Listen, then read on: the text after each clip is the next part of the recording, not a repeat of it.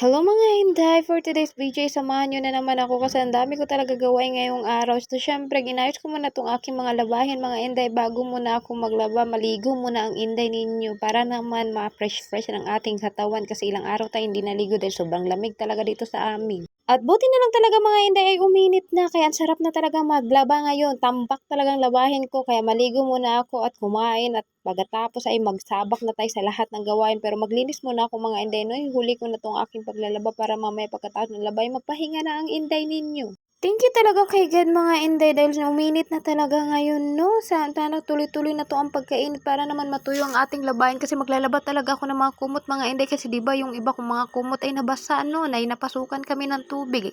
Natapos na ako dito maligo mga Inday. So nag-ayos-ayos muna ako dito no. Syempre maglagay muna tayo ng Rexona sa ating kilikili para naman hindi babaho ang aking kilikili. Pagkatapos ko dyan maglagay ng aking Rexona sa kilikili mga Inday, to syempre ayusin ko na tong aking mga labahin, no? Tanggalin ko muna tong mga punda at mga kumot, mga bedsheet mga Inday para malabhan ko na to at matuyo talaga mga Inday. Inuna ko talaga maligo mga Inday, hindi talaga ako maliligo pagkatapos ng laba kasi dati talaga mga Inday pag ano napapasukan talaga ako ng lamig mga Inday, sumasakit talaga ang aking puso lalo na ito katatapos ko lang talaga mag-menstruation kaya ang ginawa ko inuna ko muna ang aking pagliligo bago ako mag-start sa aking lahat ng gawaing bahay. Pagkatapos ko magtanggal ng bedsheet mga Inday, so nagwalis-walis na ako dito, naglinis na rin ako mga Inday no, kasi unti lang naman talaga ang linisan. Pagkatapos mga Inday, nagsuklay na ako para naman dito na naman ako sa hugasin mga Inday at akin talaga lilinisin tong aking lababo kasi sobra talagang dumi ng aking lababo. Naghugas na ako dito ng pinggan mga Inday, so buti na ubos na kasi yung joy at buti na lang bumili ako sa dali nito mga Inday no na panghugas ng plato ay mura lang mga Inday ay nakatipid-tipid tayo.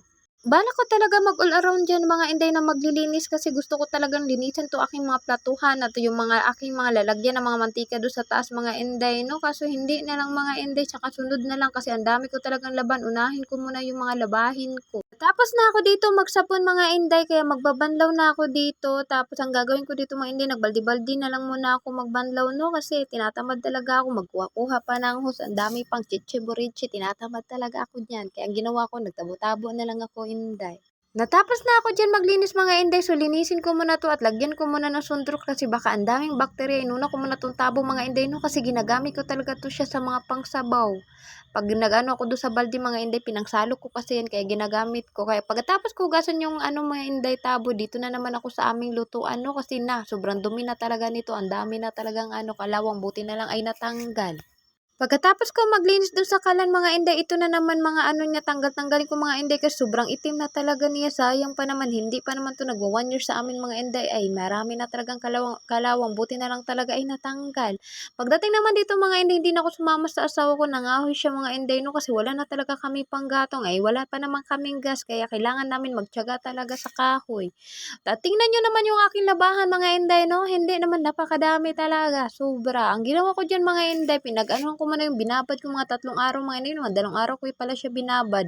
Kukusutin ko lang siya mga Inday, tapos iano ko lang siya sa washing, hindi na naman siya madumi kaya inaano-ano ko lang kung may natira pa talaga siyang mansa kaya lalagyan ko ulit ng sunrok.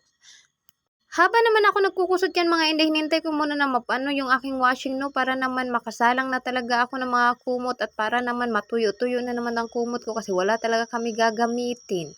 Gustong-gusto ko talaga sa paglalaba mga Inday, yung mga puti ko kinukusot ko talaga siya unang mga Inday, tas bago ko siya isasalang ulit sa washing. Ganyan ako kasipag mga Inday, iwan ko ba basta bit ko talaga ang magkusot. Sasama talaga ako sana sa asawa ko mga Inday, hindi na lang niya ako sinama mga Inday kaya baka mamaya sasakit na naman ang aking puson kaya hindi na niya ako pinasama no. At ayan mga Inday, na inatakalahati na kasi ang tubig sa washing, ginawa ko naglagay na ako dito ng Ariel mga Inday para ilagay ko na 'tong mga kumot no.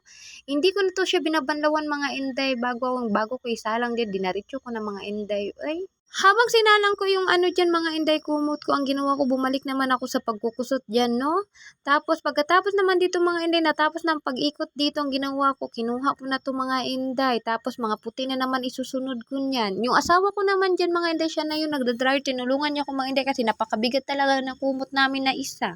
Wala talaga pasok ang asawa ko dito mga Inday no, so mag-a-apply pa talaga yan siya mga Inday kaya wala talagang pasok yan kaya tinutulungan niya talaga ako sa gawaing bahay.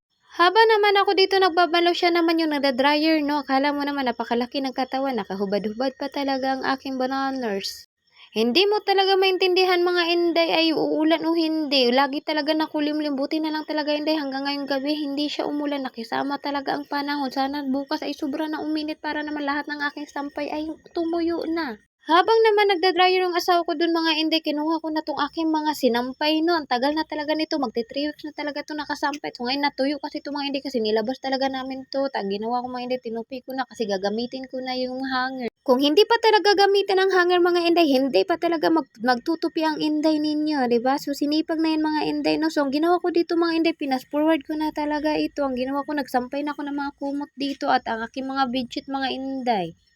Tinulungan na rin ako ng asawa ko diyan sa ibang mga Inday, siya na rin nag-hanger, pati yung dalawang kumot yan, siya na rin nagsampay diyan mga Inday. Pero itong huli na pang-bedsheet mga Inday, ako na talaga nagsampay dito kasi bumili siya muna ng ano, no, inutusan ata siya ni mama doon na umakyat. Ginawa ko, ako na lang gumawa dito mga Inday. So yan talaga lahat ang aking labahan mga Inday, no? Hindi naman napakarami, napakadami talaga. Ikaw pa naman talaga mga Inday na 3 weeks nag-uulan, talagang matatambak talaga ang labahan. So hanggang dito na lang ang aking video mga Inday. Thank you for watching. Bye-bye.